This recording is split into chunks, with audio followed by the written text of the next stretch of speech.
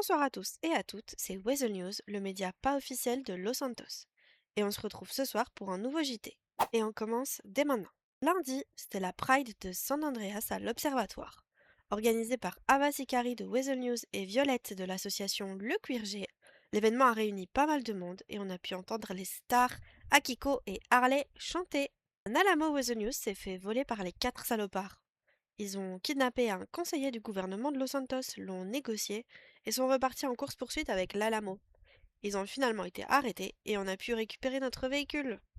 Mardi, des shérifs ont été pris en otage en échange de documents gouvernementaux. Aussi, un hydravion de chez Detri a été volé par le groupe Abyss. On ne sait toujours pas s'il a été rendu. Mercredi, le convoi The Voice des shérifs s'est super bien passé. On vous passe une compilation des prestations dans la semaine. Jeanne, la patronne du LTD de Grapside, s'est fait poignarder par Pépito, car son employé refusait de lui faire des zips.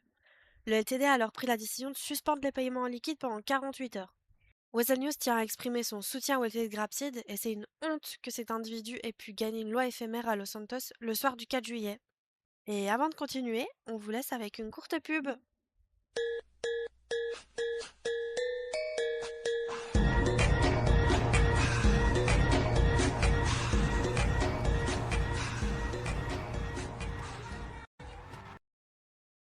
Le néon mécanique vend maintenant des kits de drift, testés et approuvés par Weasel News. Jeudi, la Spina a organisé une sorte de jeu à la fonderie avec les Seven, les Tricksters et les Eps. Le groupe qui arrivait à protéger la fonderie sans finir au sol gagne le butin. Le LSPD, alertés par les coups de feu, se sont immédiatement rendus sur place et ils se sont fait tirer dessus. Beaucoup de victimes sont à déplorer. Vendredi, accrochez-vous car il s'est passé beaucoup de choses. Le convoi d'armes du LSPD a fait 500 mètres avant de se faire attaquer par les Baby Dragons, puis par les Seven. Les 4 agents du LSPD qui escortaient le convoi ont été blessés par balle, ainsi que les membres des Baby Dragons.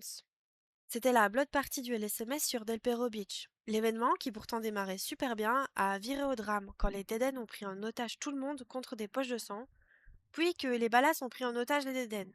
Bref, c'était un bordel sans nom. Colton Reeves et son conseiller Alexander ont été pris en otage à l'aérodrome de Grapside par des investisseurs belges qui souhaitaient installer une cinquantaine de terrains de pétanque à l'aérodrome. Le gouverneur a refusé, donc les Belges se sont mis en colère. Ils sont partis en course-poursuite avec des lingots d'or dans les poches. Nelson, un ancien shérif que vous avez dû voir passer sur Birdie avec sa micro-entreprise Nelson Traveling, a été perquisitionné après que les shérifs aient découvert qu'il avait vendu du matériel des forces de l'ordre. Samedi, c'était la fête du 4 juillet à Blaine County. Organisée par Opholise, l'événement était une réussite. Les shérifs ont chanté l'hymne national et le gouverneur Reeves a gracié 3 citoyens du Nord. Kramer McBarrett, Owen Murphy et Jackie Harrison. Cependant, la Cour suprême a seulement accepté la demande pour Kramer McBarrett. Le gouvernement de Los Santos s'est fait voler 70 000 dollars par les Ballas lors d'un transfert de fonds. Le LSPD a réussi à en récupérer une partie. JD des Ballas avait un petit message à faire passer. On l'écoute. JD dans la place, les balasses dans la place, t'as vu, hein? L'important, c'est que Ok. vous entendiez notre nom matin, midi, soir. Dimanche, tout le monde a touché de l'herbe et j'espère que ça vous a fait du bien. C'était Weasel News, le média toujours pas officiel de Los Santos, et on se retrouve la semaine prochaine.